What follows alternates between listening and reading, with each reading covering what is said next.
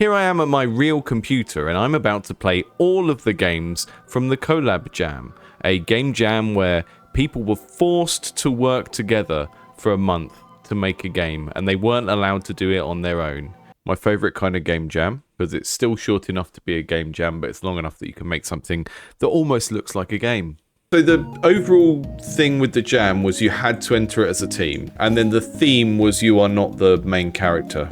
Only Nathan Boomguy and his brothers can save the world, but they'll need a lot of ammo to do it. Ammonaut is everyone's go-to ammo and hot food emporium with free delivery. Stupid app. It wasn't like this in the 90s. It's a good use of the boomer shooter aesthetic, right, to make a game where you're helping someone with their ammo.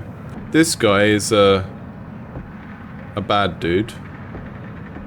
Am I supposed to bait them into him? Are you stuck on a level geometry? You are, aren't you? They can't get up the curb. Come on then, you stinky poopy man. We're a real team, Boom Guy.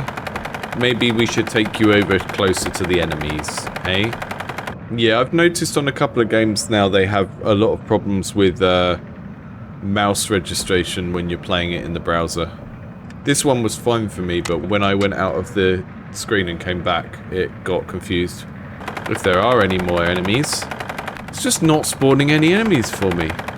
It's such a cool looking game, and I can't play it because there's no one for Boom Guy to shoot at.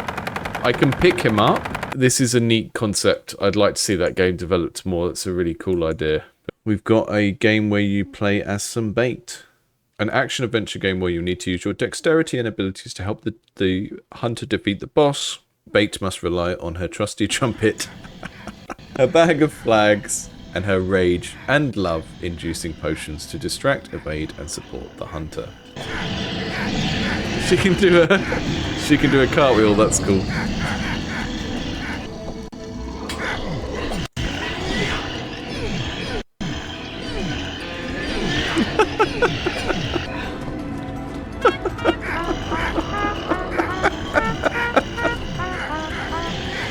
I think the rage was to get them to attack each other. I think it's more powerful if you hold it, but it just gives you a bigger radius on the trumpet, but you wouldn't necessarily know from the sound that she's playing.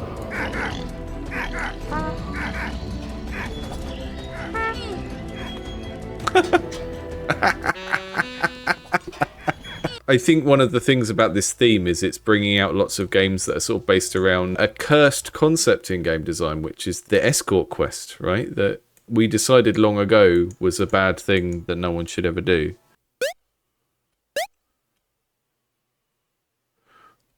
That's a nice little visual effect when you get a crystal. I guess the theme here is that you are a slime, which is normally a low-level NPC type thing in a lot of games.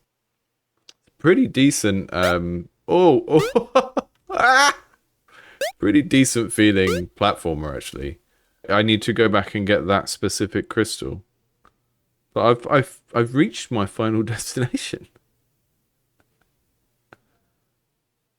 This is art. This is pure art. Kaiju Watch. I'm gonna be the humans. They're gonna be the kaiju. That's fun. They're mini versions of the kaiju.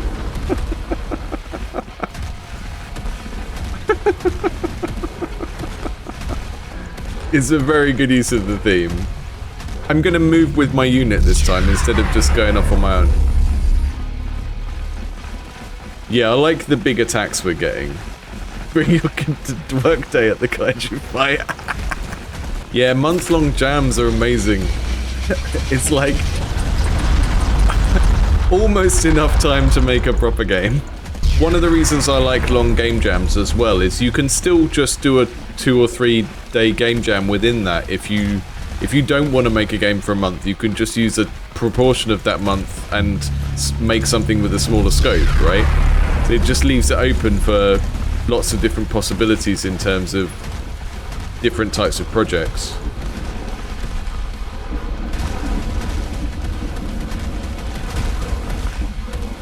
It's the end of the day and you're simply trying to finalize everything. Maybe clean a little, finish the paperwork. However, this evening, the typical end of the day routine is interrupted by the arrival of a very special client. Here's Karen.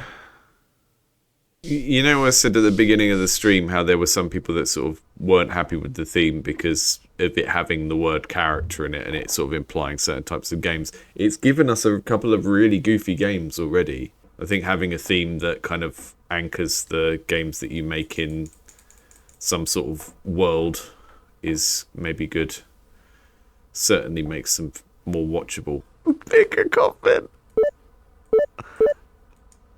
I'm just doing my job. The doors are so awkward, but in a very charming way. Our funeral home promptly handles all incoming requests. The foot stamping in the idol is fantastic. Look at that. It needs to be dark but cheerful. Maybe something lighter in colour actually, and square. That's trendy now, but with a rounded headboard. Some of the options aren't even things you can do.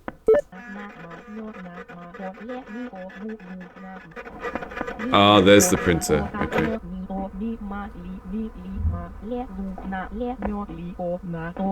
But there isn't a rounded headboard option. Make it trendy. Thank you for informing us. I'll note that immediately. Does it preserve the brain and memories perfectly? According to my knowledge, legal procedures after death are typically complicated. Let me confirm. Who wrote this gag? It's such a well-designed poster as well. Jeez. Yeah, this is fantastic. It's a really lovely little location as well. If it didn't have a Karen in it, I'd quite like to just hang out here and play around with my printer and eat my pizza. The Golden Knight versus the Witch, made for CollabJam. Our saviour and hero, I hate that guy, someone's got to do something.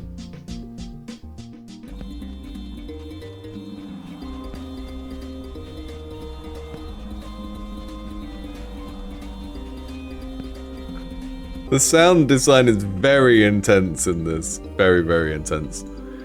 Hey witch, you need a potion. For you it's only 1/6 of your soul. Maybe read the instructions. Your projectiles lose speed, but you regenerate health. If you gain 5 health back, your projectiles lose speed. Okay, so these are all sort of gambits where we've got to take a weird gamble. Interesting. So I barely noticed the knight until just then, because he's like running around fighting as well and he's got a score, so it's like you're competing against him. I saw the UI that said rival score and I was like, huh? And then I saw the knight. It's really neat. It's really cute. The music and art and everything and the sort of limited colour palette's really nice. That's the hero.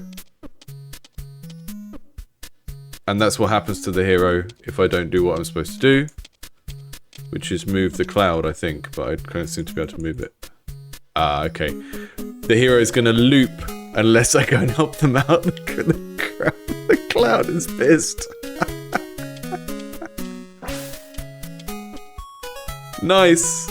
One of the deals with this jam was, I sort of said at the start, like, if we were going to set up a game jam on Indie Game Clinic, I wanted to make sure it was based on, like, learning something that indie game developers often have trouble with. You know, I can't make people be good at collaboration, but I can at least give them an opportunity to practice it. And I'm sure some people, their teams didn't come through and stuff, and that's always the risk of working with other people. But hopefully some people have had that opportunity and then seen, oh, actually I can make stuff of much better quality when I work with other people. That doesn't mean that every game jam we do will be themed around collaboration. I've got an idea for the next one. I'm not going to tell anyone yet. That will be one you can do on your own. But I've got a nice twist that... Yeah, so one of the things I encourage people to do with this jam, it is good to have a really open conversation at the beginning about what to expect from each other. It's like any kind of working relationship, really, where you're just kind of clear about what the commitment is. People lie, or people overcommit, or people say, you know, they're going to do something and then stuff comes up for them. You can never really preempt that stuff. All you can do is to mitigate it is just be honest and open as much as possible at the start. Henchman Simulator. Hey, you're one of the new guys, right? The boss is just ahead. Don't keep him waiting. He's not happy. Alright, Magus. As you probably gathered, I'm rather upset right now. Most of my henchmen were somehow surprised when I denied their union contract. You're all here because you understand that really evil henchmen don't start unions. I'm going to go for the intellectual route because I feel like that's the way that you get promoted to manager more quickly. Learn the henchman rules. What do you do with orders? Obey. Who is the boss? Orgothol. I got, what, 6 out of 10? And now we're going to do a endless runner for jumping over the hurdles. I kind of think this is better for having no animation. It's funnier. Hi, I'm inside a computer, under the sea. This is SeaScore. So this has this really nice swapping mechanic where you're near another fish, you can sort of jump to them. And when you play it in the time attack mode, you basically have to do that because you only have a certain amount of time with each fish. So yeah, you hold down space to swim, then you click to boost, and you can right click to jump to the other fish. I'm never totally sure how the jumping to another fish worked, you know? It sort of feels like it needs like a little transparent line that comes up that connects you to the nearest fish when you're near enough. Because you can't always tell if you're near enough, so you're just sort of doing it a bit randomly sometimes. I do think this one has a lot of potential. You could do a lot of it with skating game type meta where you score a certain amount on a map and then you unlock the next map, and you could do quite a lot of cool stuff with, I don't know, like a deep map with bioluminescence and stuff. Just different types of environment with different fish in them. It feels like you could get quite a lot out of the theme. Doing the jumps just in time is so satisfying. Necroknight. Okay. Let's try out Necroknight. Unwillingly reanimated to serve a self-aggrandizing Necroknight who thinks she's the kingdom's ultimate savior. Although you are her loyal squire, your only goal is to regain your freedom and return to your forever peaceful slumber. Nice motivation for a skeleton to have. Oh, whoops. Did I do that? Anyway, the darkness shall tremble before my might.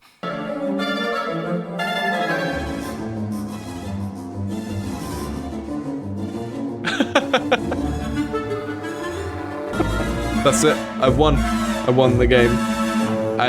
Yeah, you can see how that's kind of supposed to work, because there's like sort of telling us that we're going to be defending her, but there's stuff missing. So we've got an immediate win of just killing one bat and then you win the whole game. But I could see how that would work from a thematic point of view if she was there sort of walking along and then we're kind of running around defending her. But yeah, really cute. Nicely animated. Space to jump. The court of the Grand Land has decided that you're fit to carry the hero. He seems to fall asleep when trying to travel large distances. This is gorgeous. This is really, really nice. I can click to pick, and I can right click to throw. I can jump. This sort of looks like a Net Eurosy game or something. Hello. This is my horse and my cart. Should look for the hero, maybe? So he really is totally fainted. Poor guy.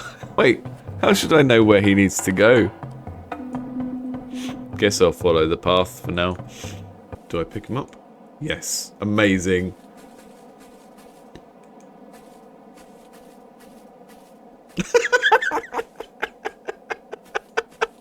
Confusingly two-dimensional horse. What's going on? Is this cart functional, or do I need to just pick him up and walk with him? Look, we're going by foot, okay? Death Stranding 2. Yeah, this is great. They are the hero narratively, but they can't do anything in the game. It would be really funny as well if when you picked the hero up, you know when someone grumbles in their sleep when they're having a dream? Like every time you pick the hero up, they just sort of go, This is a top-down simulation game where the ocean enacts its revenge on littering humans. Pull the water to enrage the wave and push it to unleash havoc on the surfers. With the goal of destroying humans, you, as the ocean, need to direct your waves towards environment pieces that will collide with them.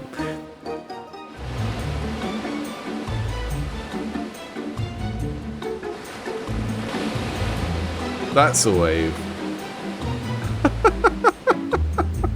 I love the way that they're animated. It's so good. I can't get the waves strong enough to actually get them though. I think it needs to be a bit clearer about press versus press and hold. I got a couple of waves to go, but when they hit, they didn't go far enough. I managed to get it to fire loads of waves in one go, and then when I charged it up, it wouldn't fire the next ones. Pac-Mimic, move with Waz like Pac-Man. So you're trying to stop the heroes from picking up enough gold. Eat treasure and hide to lure heroes. When the hero kneels down to grab some treasure, eat them. So if I go and eat that one, but now I can pretend to be treasure. The timing of the chomping is quite difficult for me. I do love this approach where you take a trope from within high fantasy of what mimics are and what they do. Just make a whole game out of it. I love it. It's such a nice approach. You know, people often do it with fantasy, but they don't go small enough.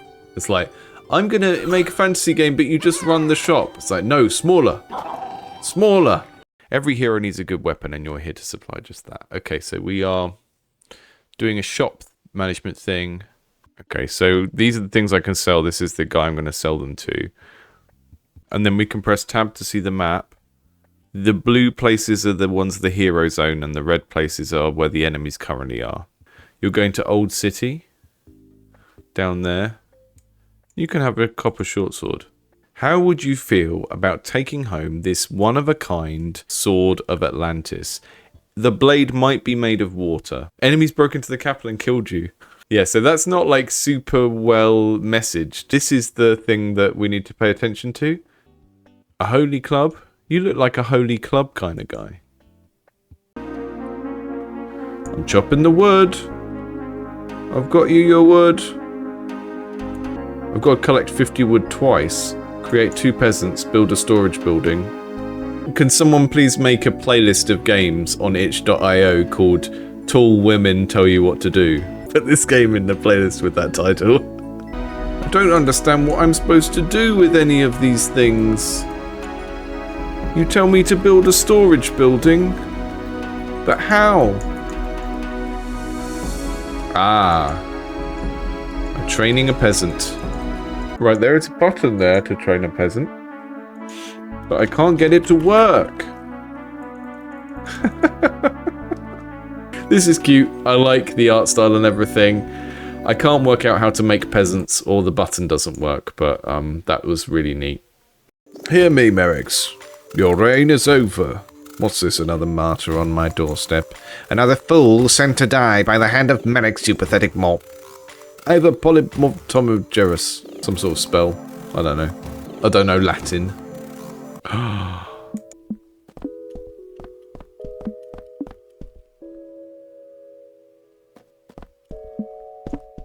That's the best programmer art I've seen in the whole jam. Look at that. I'm in the bed. Okay, click and release. Cat boing.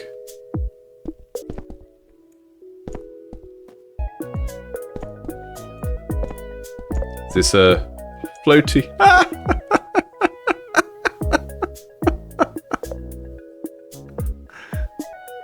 Lovely level design here as well. Sort of spiraling round and going back in the same direction but over completely different stuff.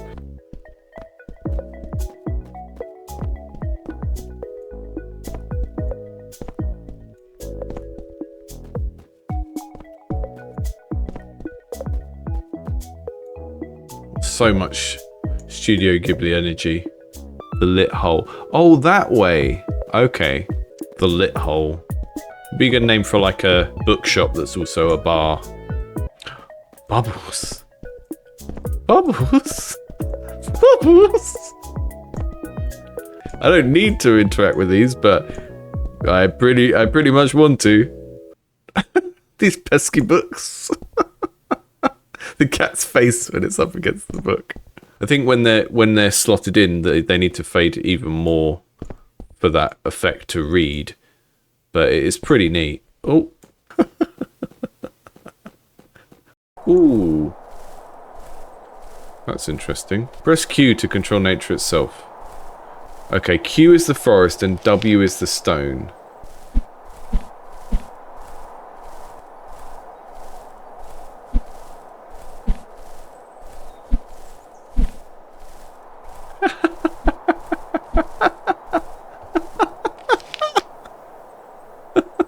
Such a cool concept.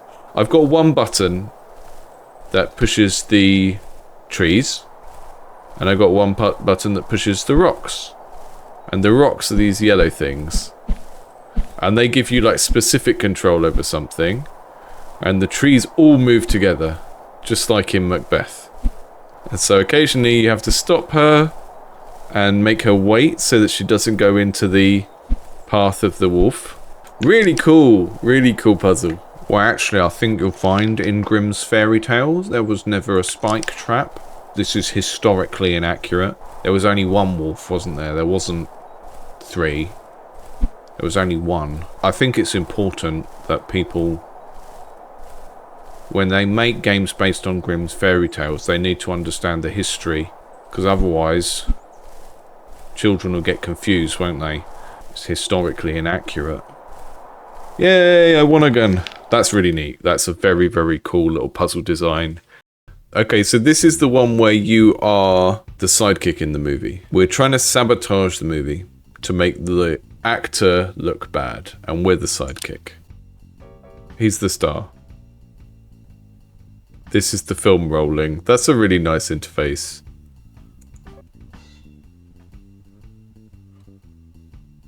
I can't get the interaction to work on this, or maybe I'm just missing something, but let's leave that one. But yeah, I think the combination of the collaboration rule of the jam plus the theme has brought out some really interesting little ideas.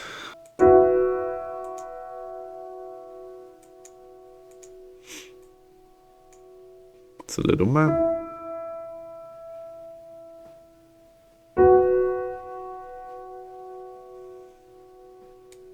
Do you want to go in the water?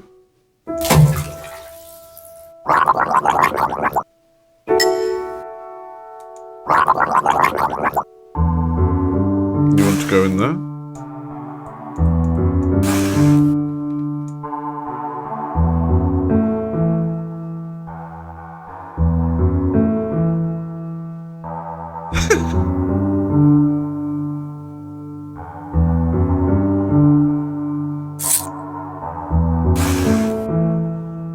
A nice experimentation with like the art style and how you make interactions and stuff when you've got that art style. It took a week to get together, another week to establish a workflow, the last 2 weeks to actually develop the game. One person dropped out, another got overwhelmed with life and work. I had little idea what I was doing. The soul of the game is still there. Yeah, it felt complete, even if they didn't get to make everything they thought they were going to make, right? And I think that's interesting. If you're making like a linear narrative and you've got like 9 scenes you want to do, if you do the 3 most important ones and they still make sense without the other ones, then you can add the other ones in if you've got time, right? Yeah, I'm not sure who said it. It's probably a screenwriter that said a good movie is 3 great scenes and no bad ones. In this game, you are Captain Rumdrunk's squire. You both are in a quest to find the legendary rum from Skolokan, the Phantom Pirate. Was to move. Shift to run. Control, hold it to fill the alcohol level of the captain. So the pirate captain is the main character, which is why I'm being shown this stuff up here. So his alcohol level is his kind of fighting ability. So I have to go around and dig to try and find the skulls. And if I don't keep the captain topped up, then he's gonna die. My character's walking is amazing. It's so floppy. I love it. Really, really funny animations. And this full screen button is so temperamental about whether or not it wants to let you use it. This really reminds me of those old Commandos games. Ah, I see. Okay. I click on that, and then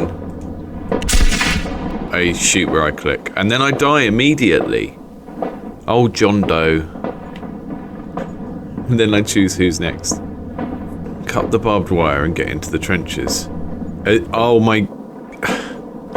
The people from the last attempt are still there. That's really smart.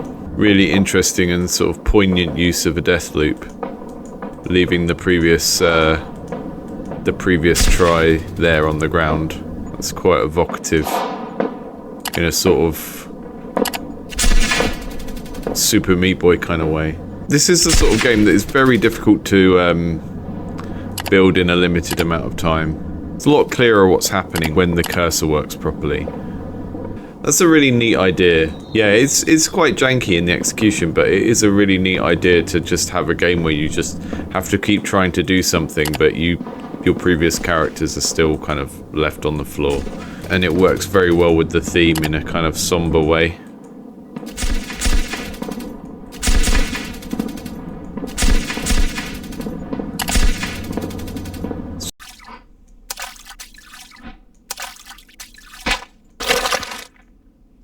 My squeegee's too red now, I can't use it anymore. The lack of explanation of what is happening here is good. Like, it's funny that I just have no idea why I'm cleaning up gore in this place. I think this might be a very rare instance of a game that is improved by not understanding why you're doing the thing.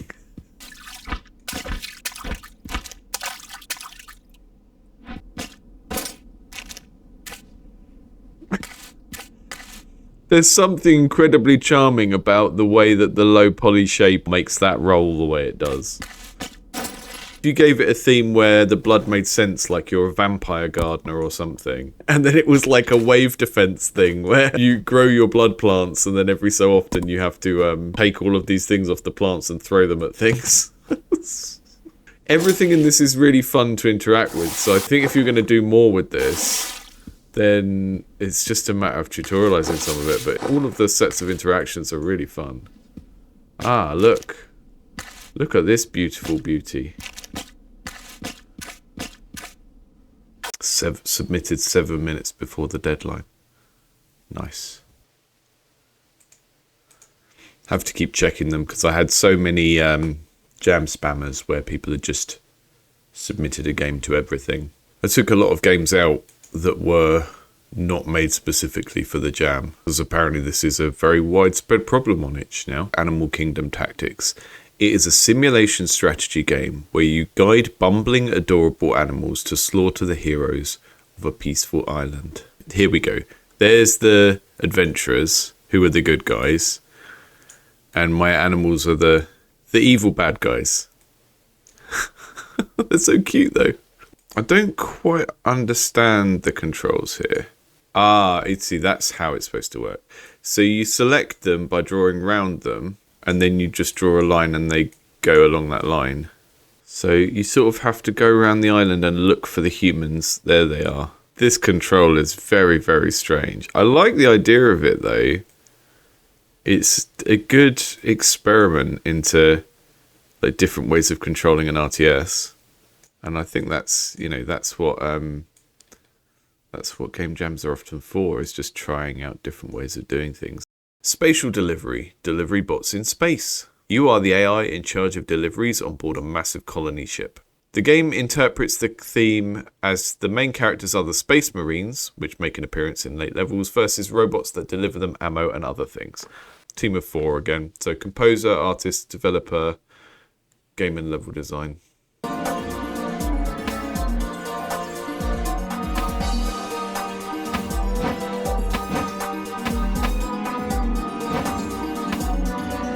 Uh-oh. Aliens are in that room above. Whoa, whoa, whoa, whoa, whoa, whoa.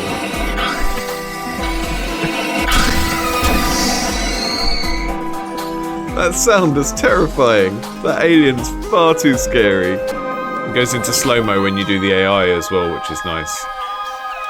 Some of the ideas from Gunpoint, but sort of made a bit simpler and cuter. It's good.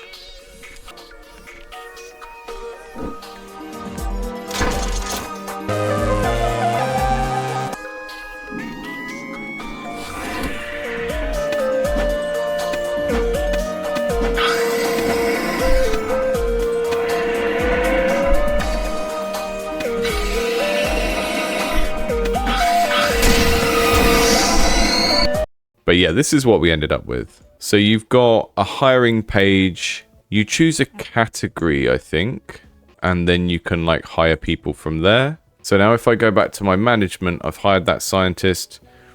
And one of the things we really needed was like a tooltip over these because they don't tell you what they do in terms of the missions. Okay, I've got a scientist, I won it by accident. so I'm going to just do one science These mission animations this are month. wonderful, though. I love the And way I'll they spin deploy their him arms. there.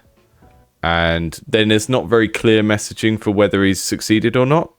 But we know he didn't fail because it didn't tell us that he got injured or anything like that. And this scientist has the poo symbol, which means that other villains that go on a mission with him will automatically become unhappy because he's so loathsome, which is what that poo symbol means.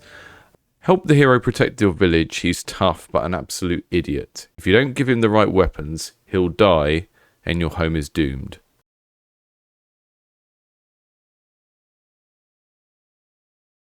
Hammer beats dagger, sword beats pitchfork. So you get to kind of see what they've got, which means it's not quite as random as rock, paper, scissors because it's an actual reaction thing. I really like the whole thing of framing it as a puppet show and then incorporating that into the animations and this framing as well. It's really, really neat. This session will allow you to calibrate to this environment. Your purpose is to sort the incoming parcels into their designated chutes.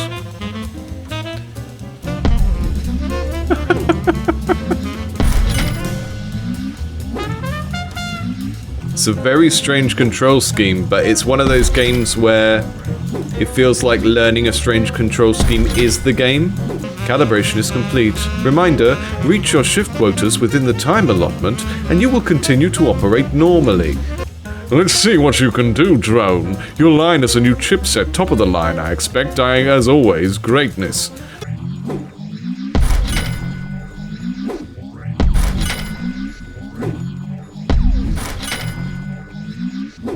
You can just about make the shots if you make it from the other side of the room.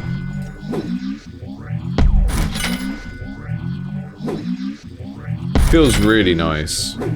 And you can sort of stop and line them up as well, so it feels like there's just a lot of variations that you can do with these like 3 mechanics. So this is our mini city builder type thing, where you have to manage the light levels. I'm going to go there. And then I know that I can go out in each direction. Wind turbine on that side. Lantern over here. Quarry so we can build, because we need a quarry. Put our first house there. I might as well put another quarry there, just because I can. And then I'll start filling it out with houses again. And I know I'm going to need some food as well. Because people generally do, don't they? It looks like the kind of 90s iteration of the space Lego. And I appreciate that. Like, you learn the shape of the buildings quite well, which is interesting. So I've definitely played an indie sci-fi space strategy game recently where the building designs were just not different enough to be able to understand what they were. Yeah, I think you need like a state to show when the lanterns are flickering, like when they're just about to go, so that you don't just suddenly lose them. Right, so it does really start to eat your electricity when you build lots of lighthouses. Every step of the development, when you get some more stuff, really strains one of your other resources. It's a really good push and pull, especially seeing as we have such a linear progression of resources. Haha. Whoever made this left a message written on a monolith. Learn to collaborate. and you will make better games together. Wonderful.